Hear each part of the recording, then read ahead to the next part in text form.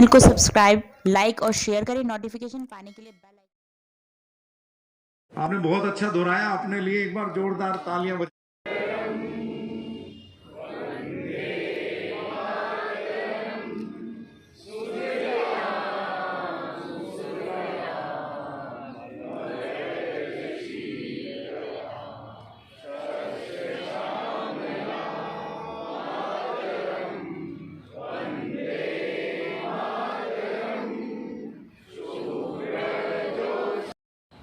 दिल्ली के हालात बहुत ख़राब कर दिए हैं। पिछले 2-3 दिनों में मुझे दिल्ली देहात में जाने का मौका मिला और मेरा 51 साल का राजनीतिक जीवन है, लेकिन ऐसी बुरी स्थिति मैंने दिल्ली और देहात की कभी नहीं देखी। दिल्ली के 70 गांवों में किसानों की खेती बाड़ी की जमीन पानी में डूब जाए,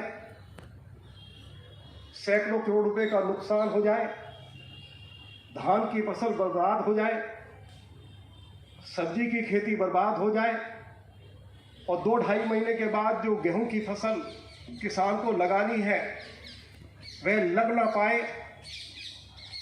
दिल्ली के मुख्यमंत्री और दिल्ली के कृषि मंत्री की बात छोड़िए, देहात की हालत जिस तरह से खराब हुई है, अरविंद केजरीवाल की सरकार का पटवारी भी जो है वो गांव में गांव के लोगों का दर्द क्या है उसकी जानकारी लेने के लिए आज तक नहीं गया।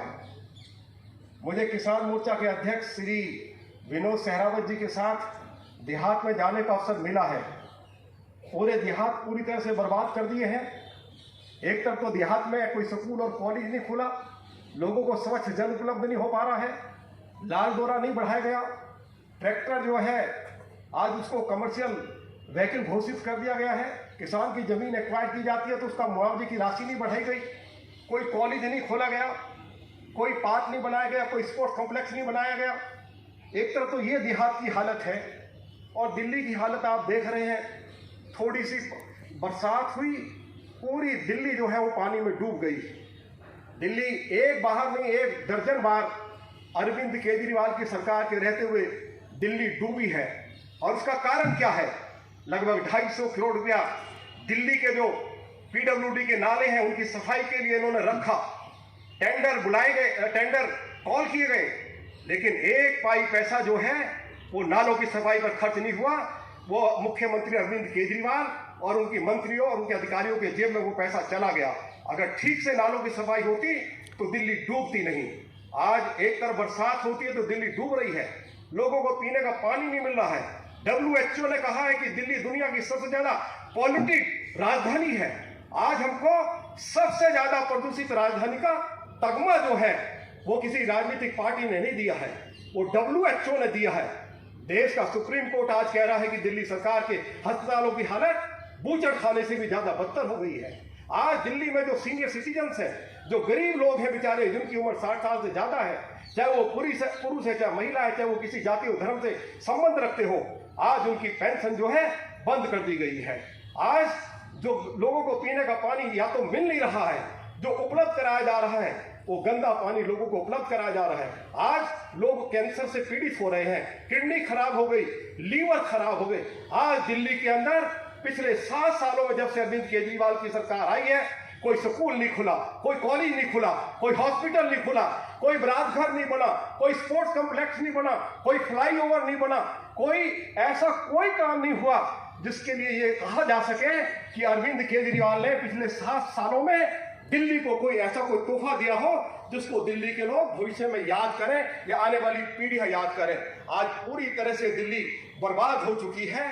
दिल्ली के बेचारे जिन गरीब लोगों के लिए हमारे महिला कार्यकर्ता, हमारे पार्टी कार्यकर्ता एकजुट होकर शराब की दुकान कहीं खुलेगी, उस शराब की बोतलों को सड़क पर फोड़-फोड़कर हम उसका विरोध करेंगे और आवश्यकता पड़ेगी तो शराब की बोतल ये सड़क पर नहीं फूटनी चाहिए। शराब की बोतल अरविंद केजरीवाल उनके मंत्रियों के सर पर फोड़नी चाहिए। ये स्थिति आज इन्होंने दिल्ली के अंदर पैदा कर दी है मजबूती से। आज हमें लड़ने की आवश्यकता है, क्योंकि आज केवल इनका एक ही प्लस पॉइंट है कि 1000 करोड़ रुपया ये विज्ञापन के ऊपर खर्च करते हैं, विकास के लिए पैसा नहीं है। अखबारों में 2-2, 3-3 पेज का विज्ञापन रोज देते हैं। हमारी ओर से जो कार्यक्रम होते हैं, कदम कदम पर हम अरविंद केजरीवाल की जन विरोधी नीतियों का श्री आदेश गुप्ता के नेतृत्व में हमारे कार्यकर्ता जमकर धरना और प्रदर्शन करते हैं। जिस तरह की कवरेज अखबारों में मिलनी चाहिए वो इसलिए नहीं मिल पा रही है कि जिन अखबार के मालिकों को 1000 करोड़ रुपया हर साल अरविंद केजरीवाल की सरकार दे रही है, तो वो हम जो विरोध प्रकट करते हैं उसको ठीक से उसको स्थान नहीं मिल पाता है। दूसरी तरफ हमारी म्युनिसिपल कॉर्पोरेशन शानदार कार्य कर रही है। रोज म्युनिसिपल कॉर्पोरेशन के खिलाफ अखबारों में स्टोरी प्लान कराई जाती है। आज ये हमारी स्थिति हो गई है। अध्यक्ष जी, मैं जगह जगह से आज 6 लेन के हाईवे, चाहे वो द्वारका हो, चाहे वो लौनी के लिए हो, चाहे हरिद्वार के लिए हो, रमेश विधुरी जी बैठे इनके मेरे क्षेत्र से 4000 करोड़ रुपया खर्च करके आज कालंदी से लेकर मुंबई के लिए हाईवे बनाया जा रहा है। अनेकों हमारे बदरपुर हमारे दिल्ली के अंदर अरविंद केजरीवाल एक फ्लाईओवर नहीं बना पाया। अभी आखिरी फ्लाईओवर नरेला में बनाया गया है। नरेला से बवाना जाने के लिए मास्टर आजाद सिंह यहाँ बैठे हुए हैं। क्या 1.5 घंटा का समय लगता था या नहीं लगता था? आज अगर मिनिस्ट्री ऑफ यूडी ने प्रधानमंत्री के मार्गदर्शन में हरदीप सिंह पुरी साहब ने 600 करोड़ रुपया खर्च करके फ्लाईओवर बनाया है, तो आज 8 मिनट में हम नरेला से बवाना पहुंच जाते हैं। आज दिल्ली के अंदर 25 बायोडाइवर्सिटी पार्क बनाए जा रहे हैं। देश के प्रधानमंत्री आदरणीय मोदी जी ने इंडिया गेट पर नेशनल वार मेमोरियल बनाकर हमारे फौजियों को जो सम्मान दिया है, वैसा उदाहरण दुनिया में कहीं नहीं मिलता है। मुझे अमेरिका में भी जाने का मौका मिला, वहां भी इतना शानदार नेशनल वार मेमोरियल नहीं बनाया गया। अरे श्री हमारे प्रधानमंत्री जी संकट की घड़ी में दिल्ली के 72 लाख गरीब लोगों के लिए 8 किलो गेहूं, 2 किलो चावल मुफ्त उपलब्ध कराया।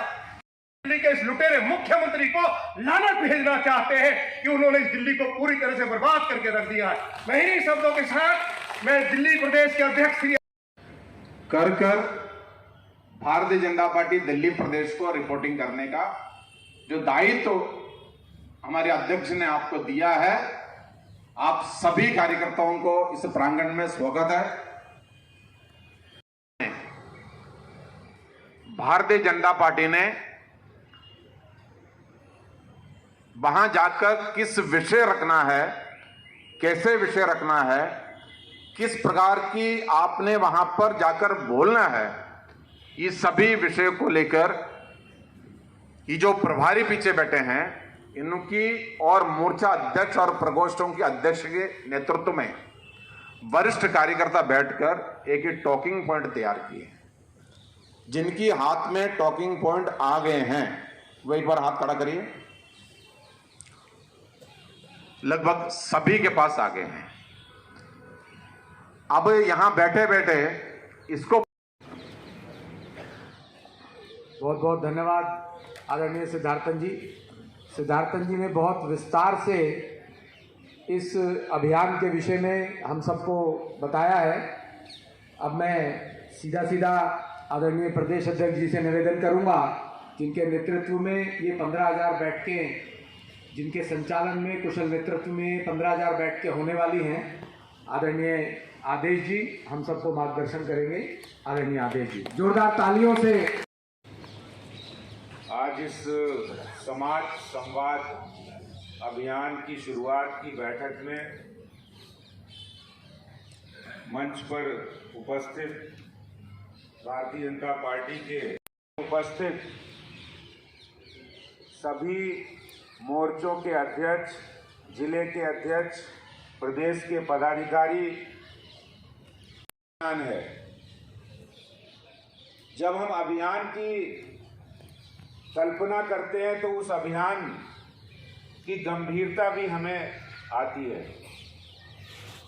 और जैसा इसके नाम में है कि समाज संवाद अभियान, और हमारी भारतीय जनता पार्टी आज विश्व की सबसे बड़ी पार्टी बनी है, तो उसके पीछे भी यही राज है, और वो राज है संवाद का। जब हम संवाद कायम करने जाते हैं, जब हम संवाद स्थापित करते हैं, तो उस संवाद के पीछे 2 बातें और होती हैं। वो होती है संपर्क और प्रवास। वो उसमें समाहित है। और इस अभियान में भी यही समाहित है कि जब हम कार्यकर्ताओं से हम कार्यकर्ता समाज के साथ संवाद कायम करने के लिए जा रहे हैं तो उसमें संपर्क और प्रवास और संपर्क उसमें समाहित है। प्रवास यानी हम लोग जा रहे हैं और संपर्क यानी हम जब संवाद करेंगे तो संपर्क को वो आपको सबको टॉकिंग पॉइंट मिले हैं। हमारे पास रोज प्रतिदिन टॉकिंग पॉइंट आते हैं।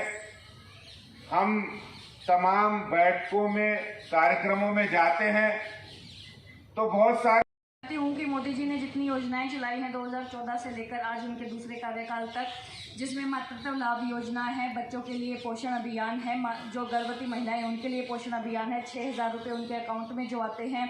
इसके अलावा स्किल इंडिया में और स्टार्टअप इंडिया में महिलाओं को जो अलग से स्टार्टअप के लिए फंड दिए गए हैं उनके बारे में बात की जा सकती है।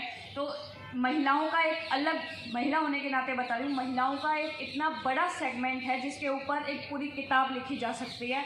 इतनी योजनाएं हैं, खुद बहुत से जो इस क्षेत्र में काम करते हैं उनको भी नहीं पता, चाहे वो बच्चों के लिए जो बच्चों के अकाउंट में 1 महीने से लेकर 10 साल तक की बच्ची के और 10 साल से ऊपर जो बच्चियां हैं उनके अकाउंट खुलवाने की बात हो, तो इस तरह की तमाम योजनाएं हैं जो सीधे व्यक्ति को प्रभावित करती हैं। इसके अलावा चाहे शौचालय बनाने की बात हो, हर घर उज्ज्वला की बात हो और LED बल्ब तक देने की बात हो जो पिछले कार्यकाल में पूरा किया गया था, 2022 तक हर व्यक्ति को छत मिले इसकी